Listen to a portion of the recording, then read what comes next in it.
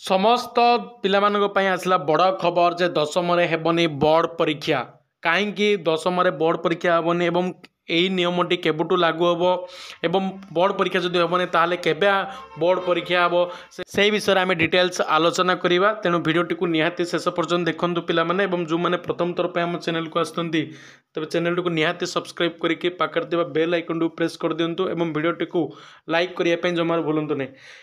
पिला माने जानिथिबे वर्तमान बा एई वर्ष ठारू आम राज्य रे जातीय शिक्षा नीति 2020 बा न्यू एजुकेशन पॉलिसी 2022 लागू होईछि।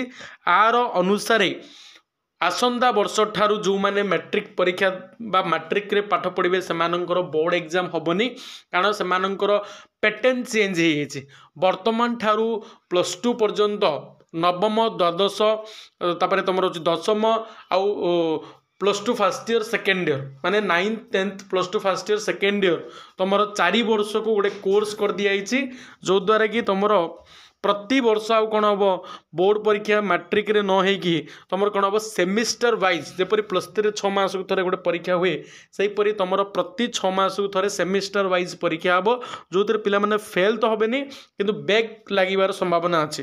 तेणु एवं तुम आउ मैट्रिक परीक्षा आर वर्ष टू न होगी वर्तमान टू हम तुम कौन सेमिस्टर वाइज परीक्षा। तेणु पे गोटे भल कथा एवं या अनुसार तुम सिलेबस चेंज हो पारे पाठ्यक्रम परिवर्तन हो पारे ताकू नहीं विभिन्न न्यूज आसो। तेणु आम चैनल सहित निहाती जोड़ी था एवं निहाती चैनल को सब्सक्राइब करके पाखर बेल आइकन प्रेस कर दिखाँ।